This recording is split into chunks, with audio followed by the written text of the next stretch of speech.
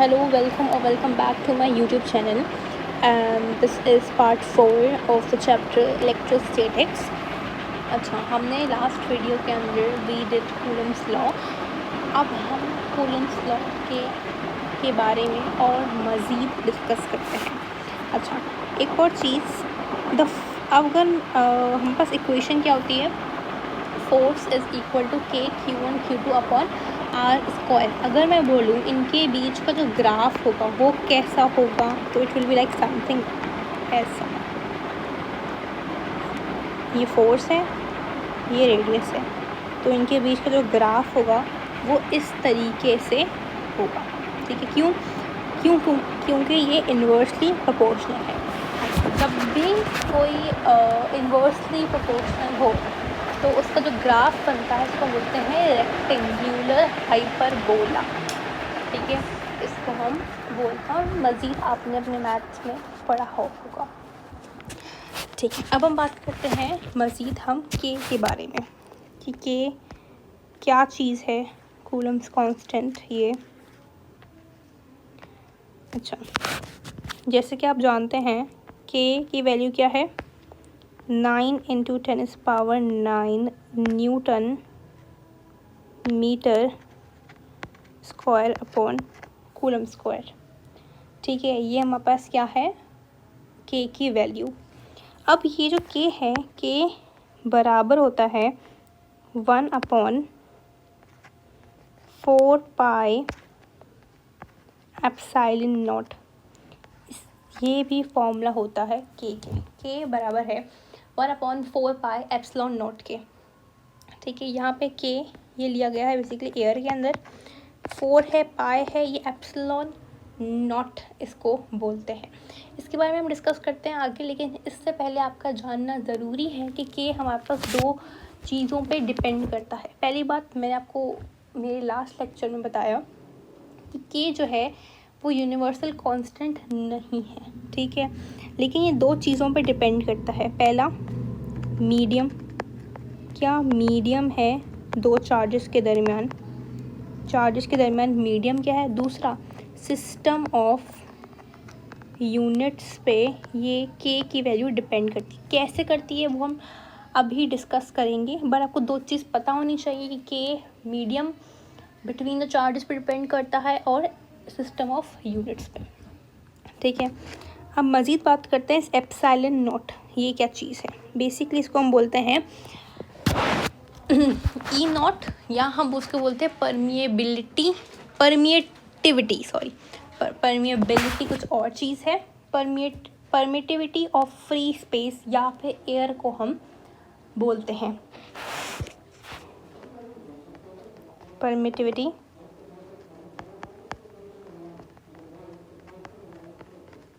Of free space या फिर air की को हम बोलते हैं एप्सिलॉन नॉट. अब इस एप्सिलॉन नॉट की एक वैल्यू भी होती है. ठीक है, बराबर है 8.85 × 10⁻⁻12 coulomb square upon newton metre square. इसके पे बराबर होती है ये epsilon nought 8.85 × 10⁻⁻12 coulomb square upon newton metre square. ठीक है, अब परमिएटिविटी का मतलब क्या होता है, मतलब परमिशन. कि हमारे पास फॉर एग्जांपल एक एयर है. अब एयर मॉलिक्यूल्स कितनी परमिशन दे रहे हैं इलेक्ट्रिकल लाइंस ऑफ फोर्स को पास होने में उस मीडियम से, उसको बोलते हैं परमिएटिविटी ऑफ फ्री स्पेस. मतलब फ्री स्पेस या एयर मुझे कितनी परमिशन दे रहा है कि यहाँ से कितनी इलेक्ट्रिकल लाइंस पास हो सकती हैं. ठीक है, आई होप ये आपको कॉन्सेप्ट क्लियर हो गया होगा. आगे बात करते हैं हम डाइलेक्ट्रिक की. अब डाइलेक्ट्रिक का मतलब होता है कोई और मीडियम आ जाए एक्सेप्ट एयर. जो भी मीडियम होगा वो डाइलेक्ट्रिक होगा. और डाइलेक्ट्रिक कोई भी, मतलब कोई भी इंसुलेटिंग मीडियम हो सकता है अदर देन एयर. ठीक है, यहाँ लिखती हूँ मैं,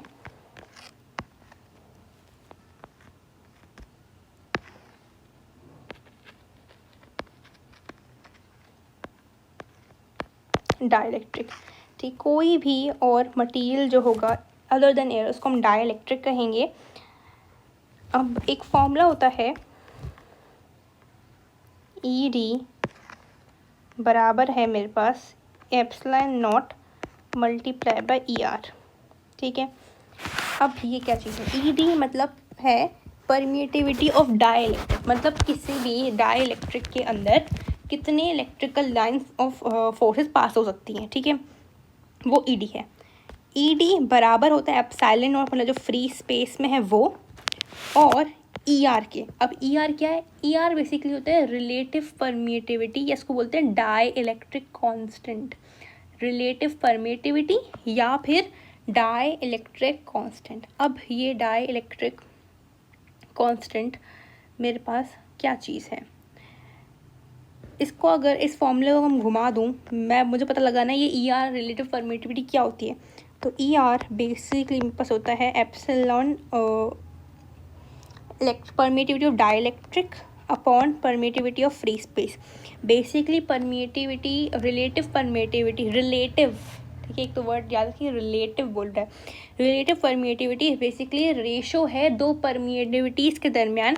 डाइलेक्ट्रिक और फ्री स्पेस की परमिएटिविटी का जो रेशो है उसे हम बोलते हैं रिलेटिव परमिएटिविटी। रिलेटिव परमिएटिविटी क्या है, it is the ratio between the permeativities of dielectric and free space, ठीक है। जो ई आर मैंने बताया, ई आर क्या है, ई आर बराबर था E D upon E naught के, ये है यूनिटलेस, ठीक है, यहाँ से यहाँ कैंसिल हो जाएगा। अच्छा, इस इलेक्ट्रिक परमिएटिविटी का यूनिट क्या होता है, coulomb square upon newton metre square, ठीक है। अब इस ई आर का मतलब असल में क्या है, ये तो मैंने आपको बता दिया कि ये रेशो है, हाँ ठीक है। ई आर बराबर था E D upon E naught के, ठीक है। E D upon E naught मतलब it is a ratio between the permittivities of dielectric and free space. अब इसका मतलब क्या है, समझना, कॉन्सेप्ट क्लियर कीजिएगा। फिजिक्स रट्टा नहीं है, फिजिक्स में हम रट्टा नहीं मार सकते, you need to clear your concept, ठीक है। फॉर एग्जाम्पल ये मेरे पास एक मैंने कंटेनर लिया, कंटेनर तो नहीं, एक मीडियम लिया, ये मेरे पास है एयर, ठीक है, और ये मेरे पास कोई है डाई इलेक्ट्रिक, ठीक है। अब मैंने क्या बोला था, परमिएटिविटी का मतलब क्या होता है, परमिशन देना, मतलब कितनी परमिशन देता है एक मीडियम उसके अंदर से इलेक्ट्रिकल लाइंस ऑफ फोर्सेस को पास होने में। बेसिकली ये बता रहा है कि कितनी ज़्यादा लाइंस पास हो सकती हैं डाई इलेक्ट्रिक में से एज़ कम्पेयर टू एयर, कितनी ज़्यादा लाइंस पास हो सकती हैं डाई इलेक्ट्रिक में। फॉर एग्जांपल डाई इलेक्ट्रिक से पास हो रही हैं 1 2 3 4 5 6 लाइंस पास हो रही हैं, और एयर में से 2 3 हो रही हैं, ठीक है। ई आर क्या था, रिलेटिव परमिएटिविटी क्या बताता है कि कितनी ज़्यादा लाइंस ऑफ इलेक्ट्रिकल फोर्सेस पास हो सकती हैं डाई इलेक्ट्रिक में से एज़ कम्पेयर टू एयर में। हम कंपैरिजन कर रहे हैं यहाँ पे, ठीक है। अच्छा, ये बात याद रखिएगा कि एयर के अंदर या फ्री स्पेस के अंदर बोलूँ तो ई आर की जो वैल्यू होती है वो कुछ बराबर होती है 1 की, और जबकि डाई इलेक्ट्रिक के अंदर, ठीक है, डाई इलेक्ट्रिक के अंदर मेरे पास ई आर की जो वैल्यू होती है वो 1 से ज़्यादा होती है, ठीक है। इतनी बात क्लियर हो गई आपके, आई होप। ये बहुत अच्छा कॉन्सेप्ट है और ये बहुत सारे बच्चों को समझ नहीं आता, ठीक है। एक और बात कर लेते हैं यहाँ पे। अब जैसे कि मैंने बताया ई डी बराबर है E naught upon multiply by E R, ठीक है। एक बात याद रखिएगा, जब हमें अगर इलेक्ट्रिकल ये परमिएटिविटी ऑफ डाइलेक्ट्रिक निकालनी है तो ये परमिएटिविटी डाइलेक्ट्रिक हमेशा ज़्यादा होती है परमिएटिविटी ऑफ फ्री स्पेस से, ठीक है। इलेक्ट्रिकल परमिएटिविटी ज़्यादा होगी, सॉरी, परमिएटिविटी ऑफ डाई इलेक्ट्रिक हमेशा ज़्यादा होगी परमिएटिविटी ऑफ फ्री स्पेस से, ये भी याद रखिएगा, ठीक है। डाइलेक्ट्रिक की परमिटिविटी ज़्यादा होती है as compare to permittivity of vacuum. अब परमिटिविटी मतलब परमिशन मतलब डाइलेक्ट्रिक जो है वो बहुत सारी लाइंस को पास करने की इजाज़त दे देता है कि इलेक्ट्रिक लाइंस फोर्स चले जाओ भले, मुझे कोई फ़र्क नहीं पड़ता। लेकिन जो एयर है वो इतना पास होने नहीं देती। इसका मतलब ये है जो मेरी एयर है वो एक है इंसुलेटर, ठीक है, बहुत अच्छा इंसुलेटर है, मतलब वो पास होने नहीं दे रहा है। मेरे पास जो एयर है, हाँ ये भी बहुत अच्छी बात है निकल गई कि मेरे पास जो एयर है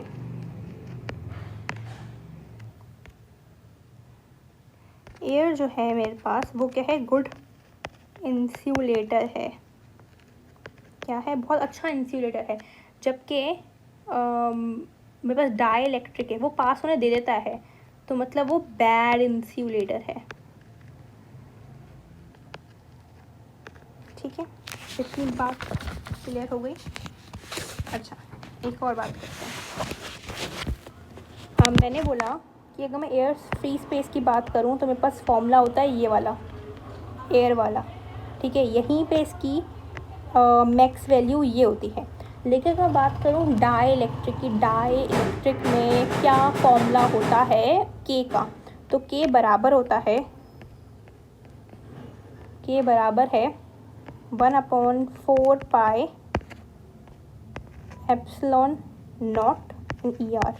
क्योंकि मैं यहाँ पे क्या लगा रही हूँ, परमिटिविटी ऑफ डाइलेक्ट्रिक लगाऊंगी, मैं डाइलेक्ट्रिक यूज़ कर रही हूँ तो ये लगेगा। अच्छा, अगर मैं बोलूँ यहाँ पे ये देखो, ये वाली जो वैल्यू है ये सेम है इस वैल्यू से, तो यहाँ पे मैं लिख सकती हूँ जो नई डाइलेक्ट्रिक की जो कांस्टेंट होगा, कूलम्स कांस्टेंट, वो बराबर होगा के अपॉन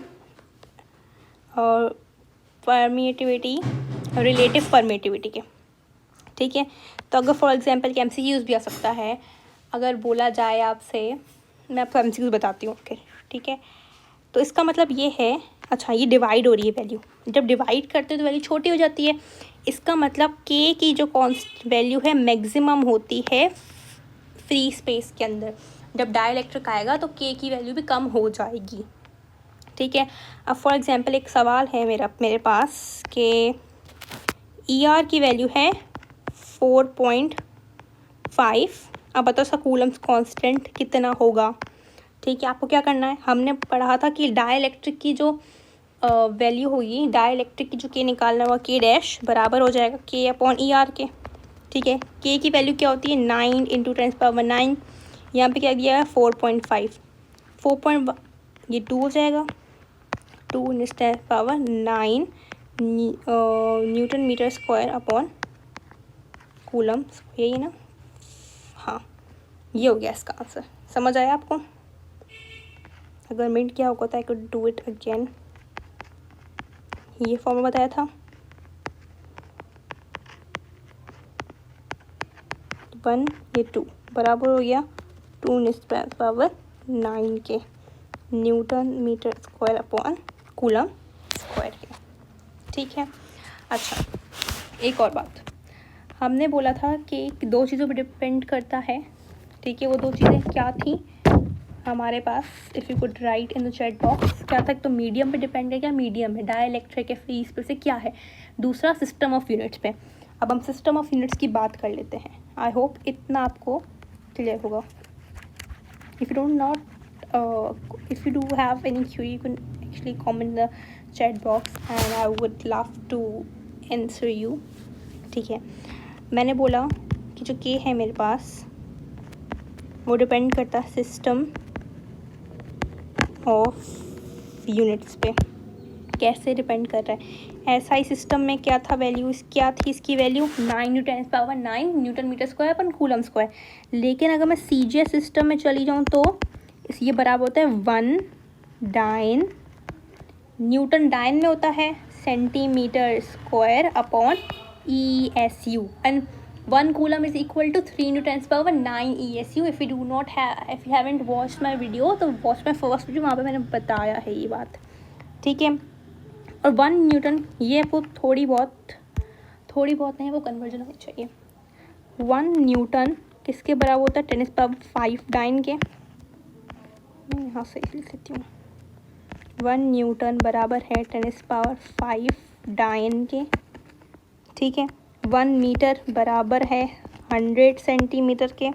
1 कूलम बराबर है 3 × 10⁹ ESU के, ठीक है। I hope it is clear to you. अच्छा, एक और फॉर्मूला ड्राइव करते हैं अब हमने अपनी आसानी के लिए, MCQ सॉल्व करने के लिए, वर्ड प्रॉब्लम सॉल्व करने के लिए।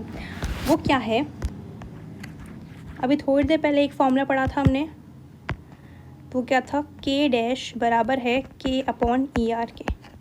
ये प्लीज़ याद रखिएगा।